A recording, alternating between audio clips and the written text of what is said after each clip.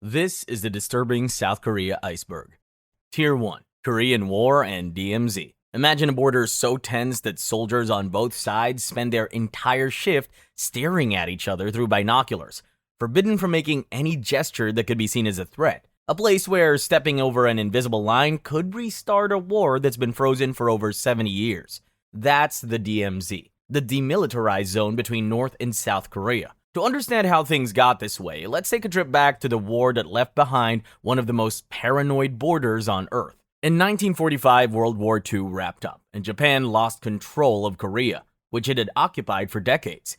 The Allies needed to figure out what to do with the peninsula, so they split it down the middle. The Soviet Union took the north, and the United States took the south. It was supposed to be temporary, just until they could set up a unified government. Spoiler alert, that never happened. Instead, two totally different governments formed. In the north, you got Kim Il-sung, a Soviet-backed guerrilla leader who set up a communist state. In the south, it was Syngman Rhee, an anti-communist leader backed by the Americans.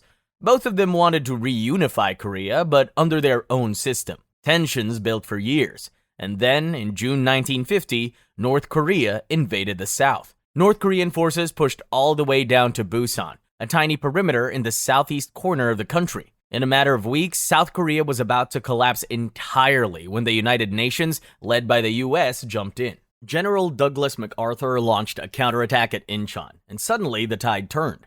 UN forces pushed North Korea all the way back to the Chinese border. But then China decided it didn't want American troops that close, and sent in hundreds of thousands of soldiers. From there, the war turned into a brutal back and forth. By 1953, both sides were exhausted. Millions were dead, cities were flattened, and neither side had really won. So they signed an armistice, which was basically just a ceasefire, not a peace treaty. Technically, the war never ended. They just agreed to stop shooting for a while. That's where the DMZ came in. The demilitarized zone stretches about 160 miles across the peninsula and runs roughly 2.5 miles wide, slicing Korea in half. Despite the name, it quickly became one of the most heavily militarized borders on Earth, which is almost funny if it weren't so bleak. Both sides crammed the area with troops, landmines, barbed wires, cameras, and guard posts where soldiers from north and south quite literally stared at each other all day. On top of that, loudspeakers on both sides blasted propaganda across the border on repeat. As the years went by, the DMZ itself became this weird tourist attraction. You could take tours right up to the edge, see the tunnels North Korea dug to try and infiltrate the south, and visit the joint security area where both sides occasionally met for talks. But underneath the tourist angle, the reality was still pretty grim. Before the war, Korea was one country, and families had relatives living all across the peninsula. When the fighting broke out in 1950, millions of people fled south to escape the violence. Parents grabbed their children and ran, thinking they'd be back in a few days. Brothers left their mothers behind, planning to return once things calmed down. But the war dragged on for 3 years. And when the armistice was signed in 1953, the border was sealed shut. Families were split, some stuck in the north, some in the south, with no way to contact each other. Over 70 years later, the South Korean government estimates there are still tens of thousands of people wanting to find out if their relatives up north are even alive. Plastic surgery capital of the world. You decide to visit South Korea for the holidays, and as you're walking through the Gangnam district in Seoul, you notice something. Every few steps you take, you see clinic after clinic advertising procedures with giant before and after photos in the windows. Double eyelid surgery, jaw reduction, nose jobs, you name it. South Korea has about 26 million women, and studies suggest that by their 30s, somewhere between 1 in 5 and 1 in 3 have undergone some form of cosmetic surgery. The most common procedure is double eyelid surgery, also called blepharoplasty. It creates a crease in the eyelid that many East Asians are born without. The surgery takes about 30 minutes and costs anywhere from a few hundred to a couple $1,000s, depending on the clinic. It's so normalized that parents sometimes gift it to their kids as a high school graduation present or before they start job hunting. Then there's jaw reduction surgery, which is way more intense. Surgeons literally shave down the jawbone to create a slimmer, more V-shaped face. It requires general anesthesia, weeks of recovery, and comes with real risks like nerve damage or infection. But it's popular because the beauty standard in South Korea heavily favors small, delicate facial features. So why is plastic surgery such a big deal in South Korea? For starters, there's enormous pressure to look a certain way, especially for women. Job applications often require a photo, and studies have shown that attractive candidates get hired more often and even earn more. The rise of K-pop and Korean entertainment played a big role too. Idols and actors started setting beauty standards no normal human could realistically meet. So cosmetic surgery became one way regular people try to keep up. Clinics leaned into this hard. They began marketing procedures by name-dropping celebrities, asking if you'd want a nose like this actress or lips like that idol, and then confidently promising they can make it happen. Eventually, word spread beyond South Korea. By around 2010, patients from China, Japan, Southeast Asia, and even the US were flying to Seoul like it was a holiday destination. The only difference was they weren't coming back with souvenirs. They were coming back with new faces. South Korean surgeons had built a reputation for being highly skilled and cheaper than their Western counterparts. So the government took notice and made it part of their national economic strategy. But turning the country into a surgery hotspot came with its own problems. As demand exploded, shady clinics followed. Botched surgeries became more common. Unqualified practitioners opened offices, and some patients walked out with permanent damage. In 2016, reports surfaced about so-called ghost doctors, where the surgeon advertised wasn't the one holding the scalpel. Some clinics even used doctors without proper licenses. The government stepped in with inspections and tighter rules, which sounds reassuring. In reality, the industry is so massive and competitive that sketchy operators will still find ways to slip through. Academic pressure. Picture this. It's November, and for one day, the entire country of South Korea slows to a near stop. Planes are grounded. Office workers are told to come in late so traffic stays light, and younger students line up outside testing centers holding signs and chanting encouragement. At the same time, ambulances are placed on standby in case a student breaks down under the pressure. All of this happens for a single exam that lasts 8 hours. It's called Seonyeong, the College Scholastic Ability Test, and for hundreds of thousands of high school seniors, this one day can shape the rest of their lives. You'll understand better in a minute, but first, let's talk about the pressure. It starts early, usually when kids are 6 or 7 years old. That's when many of them begin attending hagwons, private after-school academies where students get extra tutoring in math, English, science, and basically anything that might give them an edge. For most families, this isn't optional. If you want your kid to have a shot at a good university, hagwons are where they go to stay competitive. Regular school ends around 3 or 4 p.m., but then students head straight to hagwons and don't get home until 10 or 11 at night. Weekends, more hagwons. Some kids actually spend more time in these tutoring centers than they do sleeping. The obsession makes more sense when you understand what's at stake. South Korea has a rigid social hierarchy, and the 3 top universities are the golden ticket. Getting into one of those almost 100% guarantees a stable, high-paying job at a major company, or in government after graduation. Miss that window, and your options narrow fast. So naturally, the entire education system funnels toward one event, the Seonyeong, taken on the 3rd Thursday of November every year. One test with so much at stake. That level of pressure doesn't come without consequences. And one of those consequences is that South Korea currently has one of the highest self-deletion rates in the developed world, a big part of which traces back to the education system. In 2011, the Korea Advanced Institute of Science and Technology, one of the country's most elite universities, saw 4 students take their own lives within a few months. One was a 19-year-old freshman on academic probation who took an overdose of sleeping pills. Another was a math major who had graduated from a special science high school for gifted students. He'd applied for a leave of absence, citing depression, and had seen the school psychiatrist just a day before he jumped from his apartment building. The government has tried to address the issue. They've implemented policies to reduce hagwon hours, promoted alternative education models, and funded mental health resources for students. But cultural attitudes are hard to shift. Success is still measured by where you went to school and where you work. And as long as that's the case, the pressure won't let up. Here too, comfort women, World War II. Imagine being a teenage girl in Korea during the 1940s, promised a job at a factory or as a nurse, only to be forced onto a train and shipped hundreds of miles away to a military camp. There's no way to contact your family and no way to leave. You're told you'll be serving the Japanese military, but the reality is far worse. You've just become what the Japanese government called a comfort woman, which is about the nicest way they could describe the people they abused and violated. It all dates back to World War II and the years leading up to it. During this time, the Japanese military set up comfort stations across the occupied territories. These were essentially forced labor camps where women were held and made to serve soldiers. Estimates suggest between 50,000 to 200,000 women were trapped in the system, many of them from Korea, which Japan had occupied since 1910. Some women were lured with promises of well-paying jobs. Others were simply taken by force. Many were teenagers, some as young as 14 or 15. Once they arrived, they had no freedom. They were given Japanese names, confined to small rooms, and subjected to extreme violence. They were expected to serve dozens of soldiers per day. Some survivors reported numbers as high as 30 to 40 men daily. Soldiers often refused to use protection, leading to the rampant transmission of STDs. Medical care was almost non-existent, and so, sadly, a huge chunk of the women didn't survive. When World War II ended in 1945, many comfort women were abandoned in foreign countries with no way home. Some were killed by retreating Japanese forces to cover up evidence. The ones who made it back to Korea faced crushing stigma. In a conservative society that placed enormous value on a woman's purity, survivors were shamed into silence. Many never told their families what happened. For decades, the issue was buried. The Japanese government denied responsibility, and South Korea, being focused on rebuilding ties with Japan, didn't push. That changed in 1991, when Kim Hak-sun, one of the survivors, came forward to publicly testify about her experience.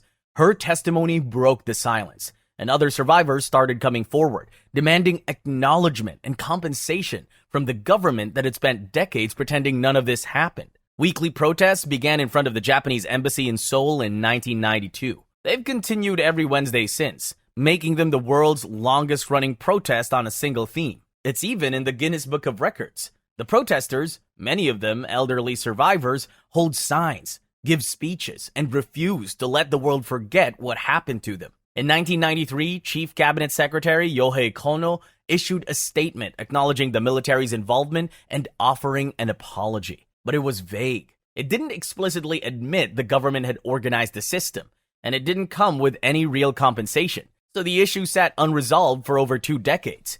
It wasn't until 2015 when South Korea and Japan struck a deal. Japan paid 1 billion yen into a foundation for survivors, and both governments declared the matter closed. Fast forward to now, and most survivors have passed away. The few remaining are in their 90s, still asking for recognition, which says a lot about how settled this really is. Burning Sun. Imagine walking into one of the hottest nightclubs in Seoul's Gangnam district. VIP tables, bottle service, K-pop stars hanging out in the back rooms. It's the kind of place where celebrities go to party, and regular people can't even get past the velvet rope. But behind the scenes, the same club was running something way darker. And when the whole thing exploded, it became one of the biggest scandals in South Korea's history. Burning Sun opened in 2018 in Gangnam, one of the wealthiest parts of Seoul. The club was partly owned by Seung-ri, a member of Big Bang, one of the biggest K-pop groups in the world at the time. His name alone brought in crowds and investors. The club became known as a celebrity hotspot, the kind of place where you'd see idols, actors, and rich kids throwing money around. In November 2018, a man named Kim Sang-kyo was assaulted inside the club by security guards after he tried to help a woman who appeared to be getting harassed. When he fought back, the guards beat him badly enough that he ended up in the hospital. Kim reported it to the police, but instead of investigating the club, the police arrested him. He was charged with assaulting the guards. The whole thing seemed like it would get buried, except Kim didn't let it go. He went public with his story in early 2019. Posting about what happened on social media and reaching out to journalists. His account started getting attention, and reporters began digging into Burning Sun. What they found was way worse than a bar fight. Women started coming forward with stories of being drugged at the club. Some said they woke up with no memory of the night, or found themselves in hotel rooms with men they didn't know. Then, the chat logs leaked. In January 2019, a journalist got access to group chats between Seung-ri and other celebrities, including singer Jung Ja-yeon. The messages showed them sharing hidden camera footage of women they had been with. The videos were taken without the women's knowledge or consent, often while they were passed out or too out of it to realize they were being filmed. The men in the chats joked about it, traded the videos, and talked about which women to target next. Other celebrities were caught up in it too, including Choi Jung-hoon from the band FT Island. The group chats also revealed conversations about bribing police officers to make problems disappear. Seung-ri and his business partners allegedly paid off cops to ignore complaints about the club and to cover up assaults. The police corruption angle made things even messier. A senior police officer in Gangnam was found to have close ties to Burning Sun's management and was accused of tipping them off about raids. That's why Kim Sang-kyo's assault report went nowhere at first. Public anger exploded. Protests erupted outside the Blue House with thousands of people demanding answers. The media kept digging. More victims came forward, and the government was forced to launch official investigations into Burning Sun and the police officers involved. Eventually, the club shut down in February 2019, and Seung-ri announced his retirement from entertainment in March 2019. But that didn't stop the investigations. In 2021, he was convicted of arranging illegal adult entertainment for investors, embezzlement, and other charges. He was sentenced to 3 years in prison, later reduced to 1.5. Jung Jun-young got 6 years of filming women without consent and sharing the footage. Choi Jong-hun got 5 years for similar crimes, plus bribing a police officer. The convictions shocked the K-pop industry. For a lot of fans, it shattered the image of their idols. Big Bang had been untouchable for years, but after Burning Sun, the group never recovered. Sewol Ferry disaster. Picture a ferry packed with high school students on a field trip to Jeju Island, a popular vacation spot in South Korea. It's April 16, 2014, and the morning feels normal. The kids are laughing, taking selfies, just happy to be away from school. But before the end of the day, disaster struck. And the disaster didn't start that morning. It started years earlier, with a ship that never should have been carrying passengers in the first place. The Sewol was a 20-year-old ferry bought from Japan in 2012. The company that made it made modifications to increase profits, adding extra passenger cabins on the upper decks that made the ship top-heavy. They also routinely overloaded the cargo hold to squeeze more money out of each trip. On the day of the disaster, the Sewol was carrying about 2,142 tons of cargo, which is more than double the legal limit, and most of it wasn't properly secured. The ballast tanks, which keep the ship stable, were only filled to a third capacity to save on fuel. That morning, around 8:50 a.m., the ship made a sharp turn near the Mengol Channel. The poorly secured cargo shifted, and the top-heavy ship started tilting. The captain of the ship, Captain Lee Jun-sok, wasn't in the wheelhouse at the time. He was in his private cabin. A third mate named Park Han-kyo, with less than a year of experience on this route, was behind the wheel. When the ship started tilting, she panicked. Captain Lee rushed to the bridge, but instead of ordering an evacuation, he froze. The engines shut off, and with no power, the ship just drifted sideways, tilting further. Meanwhile, the intercom kept repeating the same message: stay in your cabins and wait. The students, most from Danwon High School, did exactly what they were told. They stayed in their rooms, texting their parents, waiting for instruction. At 8:52 a.m., a student named Choi Dok-ha called emergency services. It was the first distress call. The crew didn't call until 3 minutes later. By then, the ship was already leaning at a 30-degree angle. When the Coast Guard finally showed up, the response was a mess. The first patrol boat didn't arrive until 9:30 a.m., about 40 minutes after the initial call, partly because different stations were arguing over whose responsibility it was. When rescue boats did arrive, time was wasted figuring out who was in charge and what the rules allowed instead of evacuating passengers. At the same time, the crew made their choice. Around 9:30 a.m., Captain Lee left the ship on a lifeboat, and other crew members followed. They were among the first people rescued. Back on the ferry, hundreds of students were still in their cabins obeying instructions to stay put. Divers didn't enter the water for hours, and fishing boats and civilian vessels ended up doing most of the rescuing. More than half of the survivors were saved by civilians, not the Coast Guard. By the time real rescue operations got going, it was too late. At 10:31 a.m., the Sewol sank. Out of 476 people on board, 304 died, including about 250 students. Among them was Choi Dok-ha, the student who made that first emergency call. His body was recovered weeks later, still inside the ferry. The way the government handled the crisis made everything worse. President Park Geun-hye didn't appear in public until 5:15 p.m., which is more than 7 hours after she learned about the disaster. To make things worse, she made her first public statement about the incident 5 days later on April 21st, when she accused the captain and crew of murderous behavior. Later investigations revealed that the ferry company, Jong Hae-jin Marine, had been cutting corners for years. Safety inspections were routinely faked. Regulators who were supposed to enforce the rules either looked the other way or took bribes. And the crew had barely any emergency training. Captain Lee was eventually sentenced to life in prison for murder and convicted of abandoning passengers while ordering them to stay put. Tier 3. Itaewon Halloween Crush 2022. Imagine a narrow alleyway in one of Seoul's busiest nightlife districts on Halloween night. It's packed wall to wall with people in costumes, laughing, drinking, and trying to squeeze through to the next bar or club. The crowd is so thick you can barely move. And then all of a sudden, someone near the top of the alley trips. And within minutes, everything spirals out of control. Before we get into what happened, you need to know about where it all went down. Itaewon is a neighborhood in Seoul known for its international vibe. Bars, clubs, and restaurants. It's where young people go to party, especially on weekends. Halloween had become a big unofficial celebration there over the years, with tens of thousands of people flooding the streets in costume. There were no formal events or organizers. It was just a massive, unplanned street party that grew bigger every year. On the night of October 29, 2022, estimates put the crowd at around 100,000 people. Most of them were crammed into a small area near Hamilton Hotel, where the bars and clubs are concentrated. One particular alley, a narrow, sloped path between buildings, became congested. It was only about 3.2 meters wide, roughly 10 feet, and it sloped downhill. People were using it to move between the main street and the side streets where more venues were located. By around 10 p.m., the alley was dangerously packed. People were pressed so tightly together that moving became impossible. Some tried to turn back but couldn't. Others were being pushed forward by the crowd behind them, who had no idea what was happening up ahead. Witnesses said the crush started near the top of the alley when someone fell. The people behind couldn't see it and kept pushing forward. Most people fell, and soon bodies started stacking on top of each other. The pressure was so intense that people couldn't breathe. Some were lifted off their feet entirely, suspended by the crowd. Others were pinned against walls or crushed under the weight of bodies. People nearby tried to pull victims out, but there were too many, and the crowd was too dense.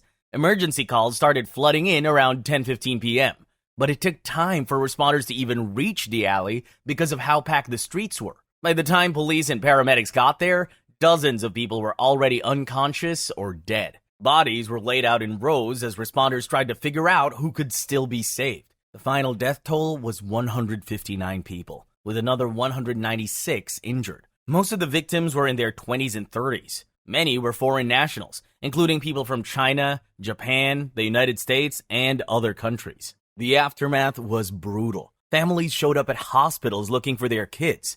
Survivors posted on social media, desperately trying to find friends they'd been separated from in the chaos. The government declared a national mourning period, but anger quickly followed the grief. People wanted to know why there had been so little crowd control for an event that brought 100,000 people into a small area. It turned out there had been warnings. Police had received multiple reports throughout the night from people in the crowd saying it was getting dangerously packed. Some called emergency services, saying they felt like they were going to be crushed. But those warnings didn't lead to action. Kim Kwang-ho, the police chief in charge of the Yongsan district where Itaewon is located, was charged with professional negligence. Several other officials faced similar charges. In 2023, the district chief and other officials were convicted and received prison sentences, though many felt the punishments didn't match the scale of the failure. President Yoon Suk-yeol later issued an apology and promised reforms to prevent similar disasters. The Itaewon crash became another example of South Korea's struggle with public safety and accountability. Like the Sewol disaster, it was a tragedy that didn't have to happen. The warning signs were there, the crowds were visible, but the systems that were supposed to protect people failed, and the cost was measured in lives. President Park Geun-hye. Imagine being the president of a country, and every major speech you give, every policy decision you make, goes through someone who doesn't work for the government. Someone who has no official title, no elected position, and no qualifications beyond being your friend. Now imagine that person is the daughter of a cult leader who claimed your dead mother appeared to him in a dream. That's exactly what happened in South Korea in 2016, and it brought down the country's first female president. It all started on October 24, 2016, when a cable news channel called JTBC got their hands on a tablet computer. The tablet belonged to a woman named Choi Sun-sil. The channel had people investigating Choi Sun-sil and the foundations she controlled on grounds of suspicious donations. While tracking her movements, they located a rental office in Germany that Choi had previously used and then abandoned. Inside this abandoned office, they found a Samsung tablet computer just sitting there with no encryption, no password protection, nothing. They initially set out to dig into her suspicious foundation funds, but what they found was shocking. On the tablet were 44 files containing drafts of presidential speeches, confidential government documents, and sensitive policy information. Choi had been editing the president's speeches, reviewing classified reports, and had access to state secrets that even some cabinet members didn't see. The problem? Choi Soon-sil held no government position. She was just President Park Geun-hye's friend.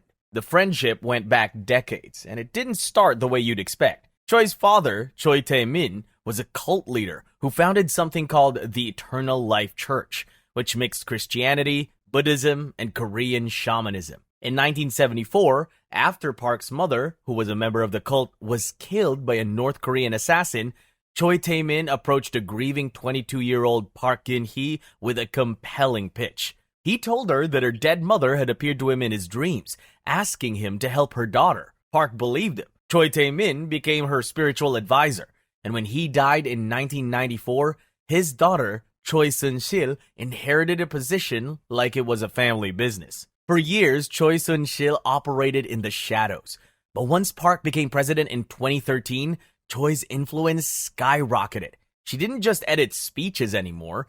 Prosecutors later found she'd used her connection to Park to extort money from South Korea's biggest companies. The chaebols, Samsung, Hyundai, SK Group, and Lotte were pressured into donating a total of 77.4 billion won, roughly $60 million, to two foundations that Choi controlled. The companies complied because they knew Choi had the president's ear, and refusing could mean trouble for their businesses. When the news broke, the people of South Korea stormed the streets in protest.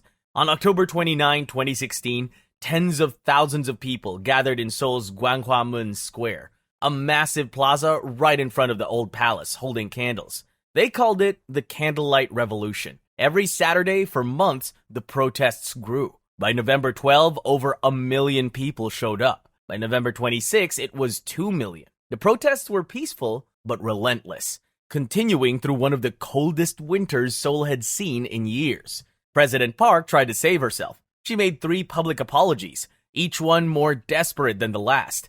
None of it worked. Her approval rating dropped to 4%, one of the lowest ever recorded for a sitting president. The end came quickly after that. On December 9, 2016, the National Assembly voted to impeach her. Out of 300 lawmakers, 234 voted yes, which meant more than half of Park's own party had turned against her. She was immediately suspended from office. 3 months later, on March 30, 2017, she was arrested. And in April 2018, she was sentenced to 24 years in prison for abuse of power, bribery, and leaking state secrets. Her sentence was later increased to 25 years. Choi Soon-sil got 20 years for her crimes. Now, Park wasn't the first South Korean president to end up in prison, and she wouldn't be the last. Dog meat trade. Imagine walking through a traditional market in South Korea and passing by a section where dogs are kept in cages.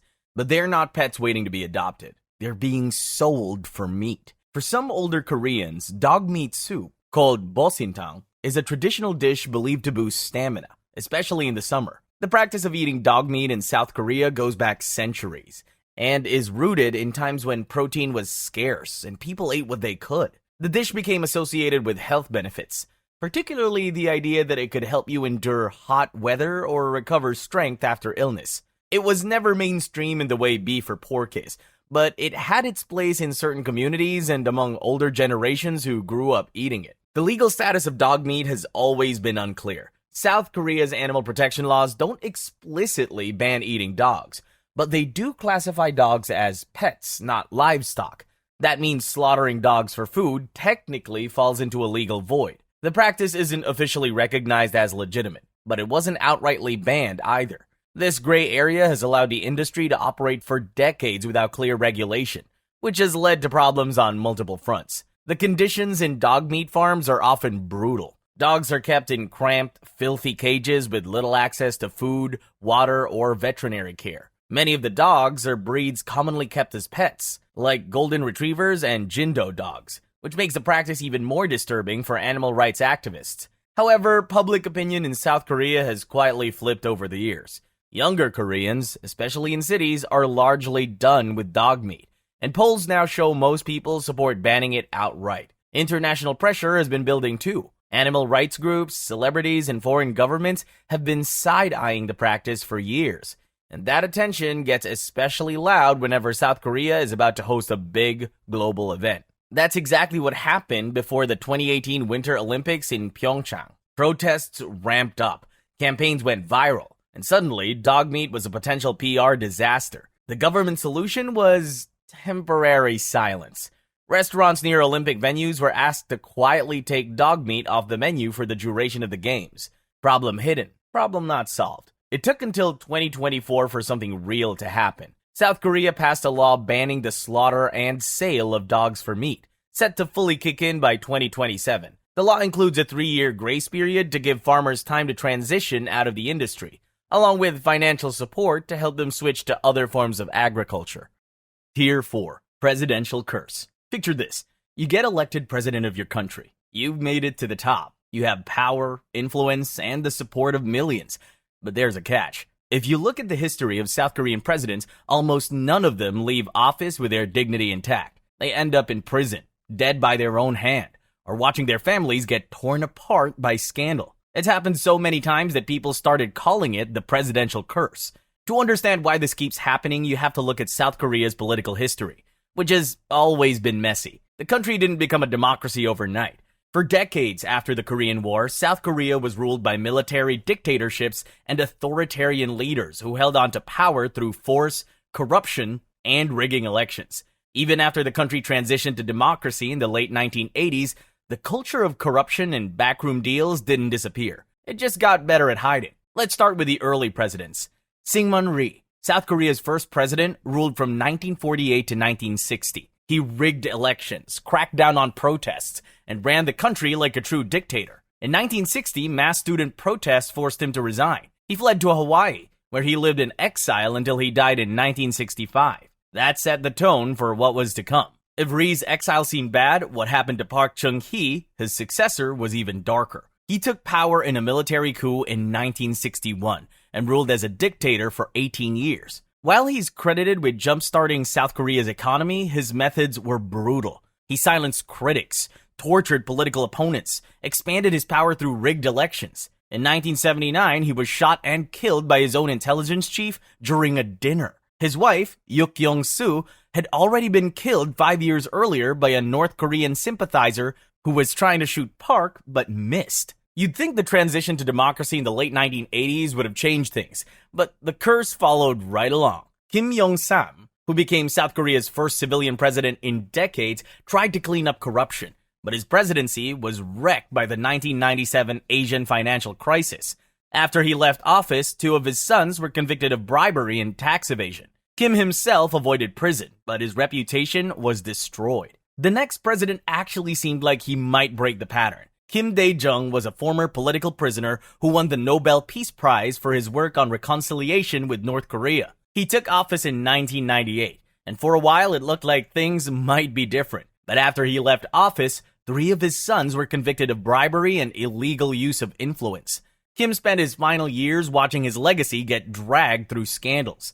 By this point, the curse was undeniable. Roh Moo-hyun came next, serving from 2003 to 2008. After his presidency, prosecutors started investigating him for bribery, and his family members were accused of taking money from businessmen. The pressure mounted until 2009 when Roh jumped off a cliff near his home. He left a note saying he was tired of being a burden. And then there's Park Geun-hye, the president we covered back in Tier 3, South Korea's first female president and the daughter of the dictator Park Chung-hee. She became the poster child for the curse. She was impeached in 2016 after it came out that she had let her friend, a woman with no government position, influence state decisions. She was convicted of corruption and abuse of power and sentenced to decades in prison. She was eventually pardoned in 2021 but never returned to politics. Brothers' Home Slave Labor Camp. Imagine being a kid on the streets in 1980s South Korea. Maybe homeless, maybe just poor, hanging around a bus station or a market. A van pulls up. Men in uniforms grab you, throw you inside, and drive you to a place surrounded by fences.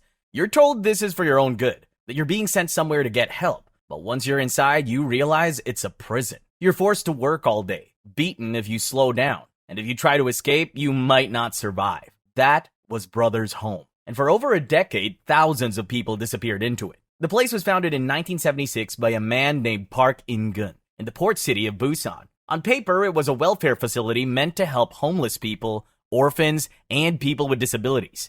The government supported it, funneling money and people into the compound as part of a nationwide effort to clean up the streets before the 1986 Asian Games and 1988 Seoul Olympics. But the reality was completely different. Brothers' home operated like a forced labor camp. People were rounded up off the streets for looking poor or not having an ID. Police conducted sweeps, grabbing people from train stations and markets, then dumping them at Brothers' home. Once you were inside, getting out was nearly impossible. The population swelled to around 3,000 people at its peak.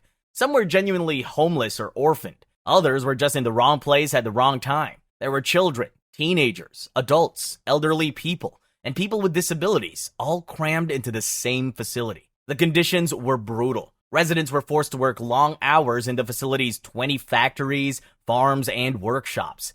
They made products that sold for profit, but workers didn't see a cent. If anyone refused or tried to resist, they were beaten with sticks, metal pipes, and fists. Some were locked in solitary confinement for days. Others were starved as punishment. Abuse was rampant. Women and children were especially vulnerable, and they suffered at the hands of guards and other inmates. Medical care was practically non-existent, so injuries and illnesses went untreated. People died from beatings, malnutrition, disease, and neglect. Estimates suggest that at least 500 people died inside Brothers' home, though the real number could be higher because records were poorly kept or destroyed on purpose. The facility got away with it for years because it had government backing. Local officials knew what was happening but looked the other way. Brothers' home was solving a problem by getting undesirable people off the streets cheaply. The government even gave Park In-gun awards for his charitable work. The whole time, Park was making money from two sources.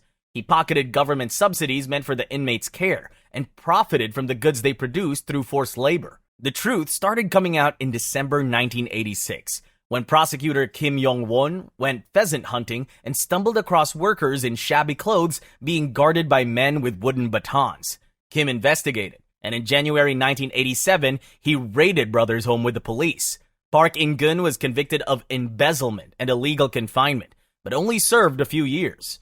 Tier 5. Jang Ja-yeon. Imagine being a young actress trying to make it in one of the most competitive entertainment industries in the world. You've landed a few roles, your face is starting to get recognized, and it seems like your career is finally taking off. But behind the scenes, something else is happening. Your agency is controlling every aspect of your life, and the price of success is higher than you ever imagined. That's what happened to Jang Ja-yeon. Jang wasn't a massive star, but she was building a solid career. She appeared in popular TV dramas, including Boys Over Flowers, one of the biggest K-dramas of the late 2000s. She was 29 years old in 2009. And her career was finally starting to take off. She was getting better roles and more people were starting to notice her work. But on March 7, 2009, she was found dead in her home. She had hung herself. She had left behind a 7-page letter. In it, Jang described being treated like property by her agency, the Contents Entertainment. Her contract, which she signed early in her career, gave the agency near total control over her life. She wasn't just required to act. She was required to attend private gatherings with influential men in the entertainment and business world. The letter listed over 30 people, TV executives, newspaper editors, CEOs of major companies, and even a prosecutor. These were men with power, men who could greenlight projects, promote actors, or bury careers with a phone call. Jang described being forced to attend these private dinners and drinking sessions where she was expected to entertain these men, pour their drinks, and provide inappropriate favors. If she refused, her agency told her she'd be blacklisted and never work again. The letter also revealed that she had tried to break her contract, but the agency wouldn't let her. The more she resisted, the worse the treatment got. At one point, she was beaten and threatened by her manager, Kim Sung-hoon. By the time she wrote the letter, she felt like there was no way out. She explicitly stated that she was being forced into these situations against her will. When the letter went public after her death, it set off a massive scandal. But the investigation that followed went exactly how you'd expect. Police interviewed some of the men named in the letter, but they were all acquitted. Her agency tried to downplay the letter, suggesting she had been mentally unstable. Some people questioned whether the letter was even real, despite forensic evidence confirming it was written in her handwriting. Prosecutors reopened the case multiple times over the years, but nothing stuck. Her former manager was eventually convicted of assault and coercion, but only received a suspended sentence. He never spent a day in prison. No one else on the list faced any legal consequences. The men named in the letter went back to their powerful positions as if nothing had happened. Jang Ja-yeon's death left a scar on South Korea's entertainment industry. Her letter pulled back the curtain on a system that had been operating in the shadows for years. But the fact that no one was held accountable also sent a message that power still protects power, and that even when victims speak out, justice isn't guaranteed. Unit 684. Imagine being recruited for what you're told is a top-secret mission to save your country. You're promised honor, glory, and a place in history. The training is brutal, designed to turn you into a killing machine, but you push through because you believe in the cause. Then, years later, after you've sacrificed everything, the government decides the mission is too risky and just abandons you. No explanation, no discharge, just silence. This is what happened to Unit 684. A group of men the South Korean government turned into assassins and then threw away when they were no longer useful. Unit 684 was born out of rage and fear. In January 1968, North Korean soldiers nearly succeeded in assassinating South Korean President Park Geun-hye during a raid on the Blue House, the executive office and residence of the President of South Korea. The attackers got within a few hundred meters of Park before being stopped. The South Korean government was humiliated and furious. Park wanted revenge, and he wanted it to be deadly. The plan was simple. Train a team of elite soldiers to sneak into North Korea and kill Kim Il-sung. An eye for an eye. The government didn't want regular soldiers for this mission, though. They wanted men who had nothing to lose. People society had already written off. They targeted petty criminals, gang members, and homeless young men, offering them a deal they couldn't refuse. Join this secret unit, complete the mission, and you'll be pardoned, given money, and treated as a national hero. For guys who were living on the streets or facing jail time, it sounded like the perfect way out. 31 men signed up and were sent to a remote island called Silmido off the coast of Incheon. Turns out, national hero was more of a suggestion than a promise. The training on Silmido was hell. The men were put through extreme physical and psychological conditioning. They learned hand-to-hand combat, explosives, infiltration tactics, and survival skills. The instructors beat them, starved them, and pushed them to the edge of death to see who would break. Some didn't make it. Reports suggest that several trainees died during training from the harsh conditions alone. Others were reportedly executed for failing to meet standards. Eventually, only 24 of them remained. The survivors became hardened, dangerous, and completely loyal to the mission. Perfect killing machines. Just what every government needs. For 3 years, they trained non-stop, waiting for the order to move. But the order never came. By 1971, the political situation had shifted. South Korea and North Korea were beginning talks to ease tensions, and suddenly sending assassins to kill Kim Il-sung didn't look great for diplomacy, so the mission was quietly scrapped. The problem was that the government now had 24 trained operatives on an island with no mission. Letting them go wasn't an option since they knew sensitive information, so instead they came up with what they thought was the best solution. The men were left on the island, training for a mission that would never happen. Months turned into years, morale collapsed, and eventually the soldiers realized they'd been lied to and abandoned. In August 1971, they'd had enough. The men rebelled, killed their commanding officers and several guards, commandeered a bus, and made their way to Seoul, armed and desperate. Their plan was to reach the Blue House and confront President Park. What happened next was just as you'd expect when armed trained killers stormed the capital. South Korean military and police intercepted them before they reached the Blue House. A firefight broke out, and most of the men were killed. 4 were captured alive and later executed. The incident was reported in newspapers at the time, including the New York Times, but the government called them special criminals and covered up what they really were. The full truth about Unit 684 stayed hidden for decades. It wasn't until the 1990s that the real story started coming out, and in 2003, a film called Silmido brought it to widespread public attention. The government finally released an official report in 2006, acknowledging the unit's existence. Jehovah's Witness persecution. Picture being 20 years old and getting a letter in the mail that says you have to join the army. Normal enough in a country with mandatory military service, but what if your religion says you can't fight, and refusing means prison time, a criminal record that follows you forever, and your entire family being treated like traitors? That's been the reality for thousands of young men in South Korea for over 70 years. South Korea requires all men to serve in the military for about 18 to 21 months. There's no getting around it unless you have a medical problem. The country's been technically at war with North Korea since 1953, so the government takes military service seriously. But Jehovah's Witnesses believe the Bible tells them not to kill anyone, not to take up weapons, and not to participate in war at all. They've been present in Korea for over 100 years, and they've been going to prison for their beliefs almost that entire time. During the Korean War in the 1950s, Jehovah's Witnesses refused to serve in both North and South Korea's armies.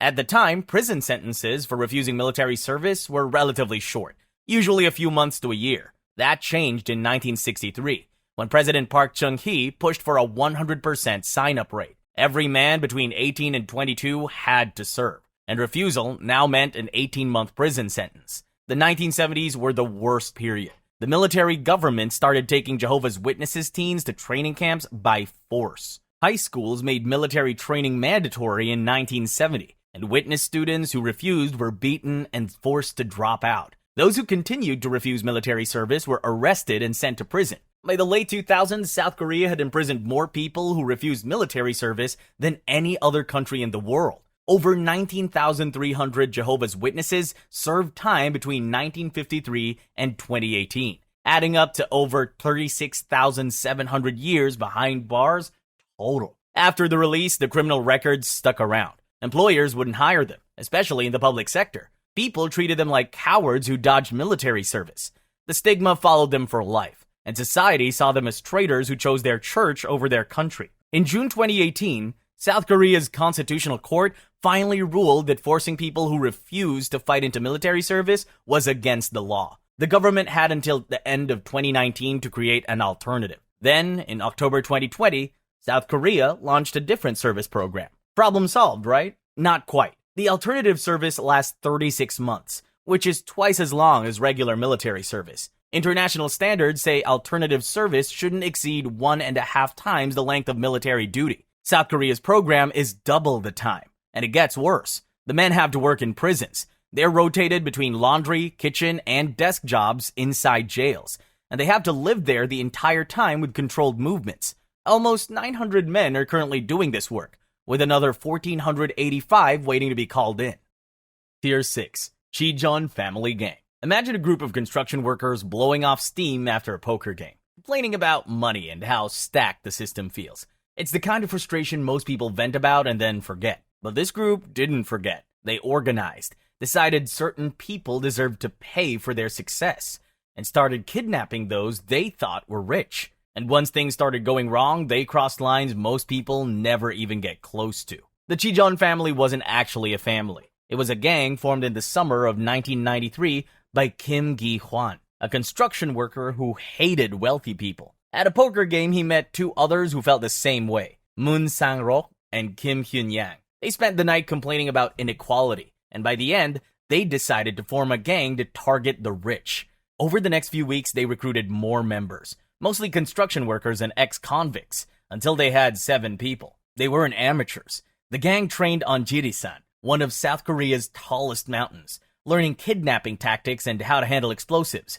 Kim managed the group's money and planned operations like a military commander. Their first victim in July 1993 wasn't even wealthy. The victim, Miss Choi, was a 20-year-old farmer's daughter. They abducted her, assaulted her, and Kim strangled her while telling the others, "This is how you kill a person." In September 1994, they kidnapped businessman Seo and his secretary Park and demanded a ransom. Seo arranged for a worker to deliver the money. The worker reported it to the police in Ulsan, but they told him to report to Gwangju instead. It was common for police to pass cases between jurisdictions, and Gwangju police thought the whole thing was fake, a cover for financial problems. The ransom was handed over and no one intervened. Even after getting paid, the gang killed Seo and Park. Then they dismembered the bodies and ate parts of them. One member later said eating the victim's flesh was meant to boost his courage and renounce his humanity. To mask the smell of burning the bodies of their victims, they had a barbecue outside and offered pork to local villagers who had no idea what was really happening. The gang was finally caught in mid-September 1994. Police traced Sew's cell phone and found the businessman's car pushed down a cliff. They staked out gang member Kang Dong-eun's apartment and arrested him on September 19. Then they called the rest of the gang, pretending Kang had been in a serious accident. When the members rushed to help, the police arrested them all. The broker, who supplied their weapons, was also arrested, leading to stricter gun control laws that made it impossible for civilians to get firearms in South Korea. Jeong Nam-gyu serial murders. Imagine a killer who doesn't fit any pattern. One day, he's stabbing children at a playground. The next, he's breaking into homes and beating elderly people to death with a hammer. There's no logic, no motive that makes sense. And when he's finally caught, his explanation is even worse than the randomness of his crimes. That was Jeong Nam-gyu, one of South Korea's most brutal serial killers. Jeong's killing spree started in December 2004 in Bucheon, a city just west of Seoul. His first victims were two boys, ages 12 and 13, playing at a playground. Jeong approached them with a knife, threatened them, and dragged them to a nearby mountain.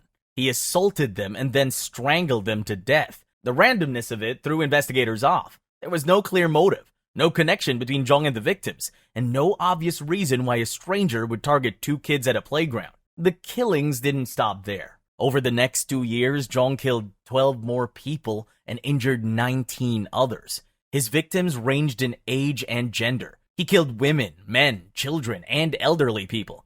Some were attacked on the street, others in their homes. He used knives early on, but as his spree continued, he switched to blunt objects like hammers. The lack of a clear pattern made it nearly impossible for police to predict where or when he'd strike next. The investigation was a mess. Police had multiple violent crimes on their hands, but they didn't immediately connect them to a single perpetrator. To make matters worse, Jeong was careful. He didn't leave much behind, and when he did, it didn't point anywhere useful. South Korea's criminal profiling was still relatively new at the time, and the tools to track someone like Jeong weren't as advanced as they are now. Jeong was finally caught in 2006 after a failed attack. He tried to kill someone, but the victim fought back and escaped. Police found him shortly after and arrested him. When they started questioning him, they realized he was responsible for far more than just one attempted murder.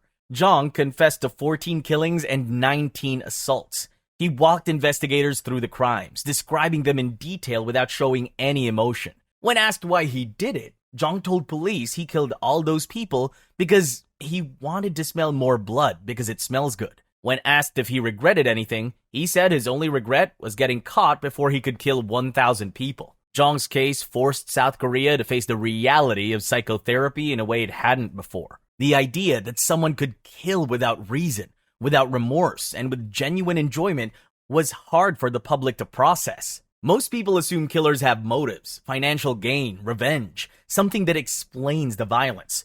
Jeong didn't fit that. He killed because he liked it, and that was terrifying. He was sentenced to death in April 2007, but he never made it to execution. On November 21, 2009, while being held at Seoul Detention House, Jeong hung himself using a rope knot made from a plastic bag. A guard found him unconscious early that morning and rushed him to the hospital, but he died the next day. And that wraps it up. From a country torn apart by war to one of the world's strongest economies, South Korea's history is a mix of rapid progress and deep scars that haven't fully healed. If you made it this far, hit that like button and subscribe for more deep dives into topics nobody else wants to touch.